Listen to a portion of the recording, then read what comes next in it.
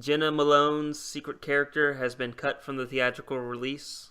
You want to take that? And all, yeah, and also it's just not only has her character been cut or her parts been cut from the theatrical release, but Warner Brothers, in their infinite wisdom and non-PC terms that I can't say, they revealed who she is. So her character, which was supposed to be secret, and there was a lot of speculation. Oh, is she the female Robin? Is she Catwoman? Is she this? Is she that? Well, after they cut her from the theatrical release and confirmed that she would be in the R-rated home release version, thank you, Deadpool, Warner Brothers released or leaked a poll that they were going to give viewers after the movie came out about their favorite characters. And Jena Malone... Wait. One second. This better be good. Now they're releasing DLC for movies? Yeah. Oh, God. It wasn't good at all.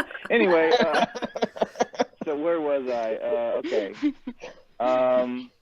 So the R-rated home release, let's see. Okay, the poll was basically, who's your favorite character? And Jena Malone's character in the movie, in her part that was cut, was revealed as, Barbara Gordon, Batgirl. So not only was her secret character cut from the theatrical release, but now we know that there exists a cut of this movie that has Batgirl in it. And we know how well that turned out last time, Alicia Silverstone. But I don't know, she probably never dons the cowl or anything like that, but she definitely was playing Barbara Gordon according to this leak. So maybe she was playing as Oracle. Well, this movie, I just told you who she's playing as, but this movie is like fucking Frankenstein on steroids. Zack Snyder cannot make a coherent. I mean, I watched the CinemaSins for Watchmen, and it was a pile of garbage. I liked it at the time, but like just thematically and like story-wise, it did not hold up. Man of Steel was an abomination, and this movie is gonna blow so bad. I just feel it in my bones. I just know it's going to be terrible. Now, what if you go in... Now, I'm just saying this is going a little off subject, but what if you go in and it's everything you wished it was back in November when we did our first podcast? I will publicly recant all of my statements that nobody heard. Yeah. You'll have to apologize to all three of our viewers. Yeah. We have viewers. We have some I viewers. will send a direct message to Zack Snyder on Twitter saying I'm sorry, period. Well, I You're agree gonna have with to worry you. about that happening. I agree with you. This movie is just looks like it's turning out to be a complete mess. I don't think I can recall any movie, even the prequels, as much as people hated the Star Wars prequels, but any movie before it even come out, having so much trouble and so many things, wrong with it. It just seems like every time we get news on Batman v Superman, it's never like, good news, so to speak. Yeah. Like just the news that we had not too long ago with, what was it that they decided to push? Was it Batman v Superman back, and they're going to have the Woman movie come out first or something, which is what they should have done? No, they were going to push back Justice League Part 1 and make a solo Batman movie after the Wonder Woman movie. And another piece of news that came out was like Batman's probably going to kill someone in this movie. Zack Snyder talking about Lex Luthor, and it also came out this week that he wanted to cast Christian Bale in this movie, but not as Batman. He wanted to cast Christian Bale as, in his own words, like an Alfred with old age makeup, but that was a joke. But his point was to cast Christian Bale to prove that this universe was a different universe than Christopher Nolan's universe, because that way, because why would you want to tie your movie into a series of actual good movies? Like Zack Snyder's way he thinks, it's like he's right. Like that would have been a horrible decision. It would have been confusing on every level.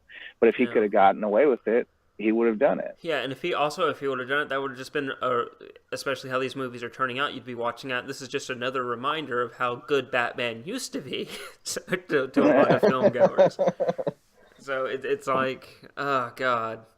I can't. I won't be able to help myself every time I think Daredevil. I think bad Daredevil movie. Oh yeah. Because of Ben Affleck, but poor. Basically, what you're saying is the key, the common element here is that Ben Affleck makes bad movies, or is in bad movies. No, he was in a movie that won Best Picture a couple years ago. It's not that Ben Affleck. What the hell does that mean? Movies. Oh, Argo. Gone Girl was a good movie. Yeah, Argo, but I mean, it's not that he's a bad actor or anything. It's just he's not Batman. It's debatable. You don't cover up. I don't that know. Beautiful face. With him, like, I think maybe that he could do a good job and be a good Batman. You just need a good director. And the whole thing's bad. I'm not going to go into this. If I watch this and hate this, I'm not going to go into it and blame the actors. I'm gonna blame the director and the writer and all that shit. I mean, you know, the actors can only do so much. You know, they sign these contracts and they're stuck, you know, to do this movie. So it's not like they can just go, I'm walking out, you know. I read this interesting article about Zack Snyder and how he's basically he spent the last few years defending his choice to have Superman kill Zod at the end of Man of Steel, and it really gives a unique perspective into his reasoning of why he makes the choices he makes, and it doesn't. To me, it's very worrisome because he basically just takes his own view on these classic, you know, characters and spins it how, you know, like he uses comic book canon to determine the movie universe when the movie universe should be separate. I don't know. It's weird. I just don't think this. What I don't get is he totally killed the character at the end of that movie. He kills Zod, which is like, I was like, okay, he just killed someone. Man of Steel 2 is going to be him dealing with this shit. No, the very next scene is just him. I took down this satellite. I'm an American. I was born in Kansas, or I lived in Kansas, and let me flirt with your lady here, and then fly out. It's just like, what the fuck? He just killed the only person who was. He just killed, in my opinion, at the end of Man of Steel, because of that scene after he kills Zod, he killed the character. Well, also, he killed a species that was extremely endangered. Yeah. Like, there's 7 billion humans. He could have let a couple of humans die to preserve one Kryptonian, just on the numbers alone. Well, see, here's the thing. The Kryptonians were so dwindled down at that point, they couldn't have sustained a viable population anyway. So I understand that Superman and Zod were not going to have babies. I'm just saying, if you see a fucking panda eating a pigeon, you don't kill the panda. Well, no, I was okay with him killing Zod. What I was not okay with is that he killed Zod and didn't feel anything after that. Just went on. And he didn't rip out his heart and eat it to gain his power. Yeah. He didn't do that. Well, let's. Why didn't he just cover Zod's eyes with his hand? Yeah. Why didn't he do that? Yeah. Why didn't he use his super breath to blow the other people out of danger? Oh God! Kill all of them. It's like that scene in. Why didn't he just use his we hold on, guys. Before we move on to the next topic, we have a fresh mind here. Ginger? What are your opinions of Batman v Stop Superman? playing The Witcher. I am. I actually have it paused right now. Yeah, because I said something. No, I take that back. I'm being attacked by something. And okay. I haven't paused. I'm definitely pausing it. Hold on. Okay, definitely paused. So he's so paused in the water right now. Couldn't be more paused. Well, see, I didn't see that Superman because my man told me it was rubbish. My man told me it was rubbish.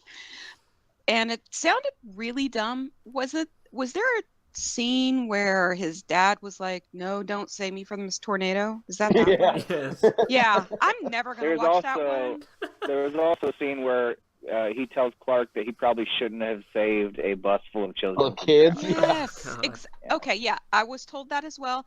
And based on just those two facts right there, it was like, forget it. Sorry. Yeah, but that's also the problem about saving a Kryptonian, which I think maybe that would have been a good idea, because even though those two couldn't repopulate, although we don't know, maybe Kryptonia has some other kind of situation going on that we don't know about. True.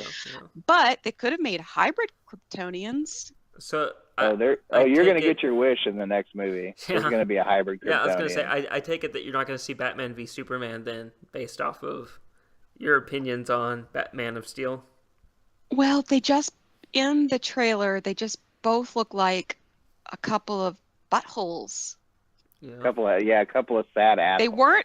They weren't heroes. I got nothing heroic. Yeah, from any part of the trailer. One's a billionaire, and the other one's all powerful, and they're just dour, depressed about all this money and power they have. Fuck them. See, I can't suspend my disbelief with that movie, because it's like Superman is so powerful, he could just murder Batman like he was nothing.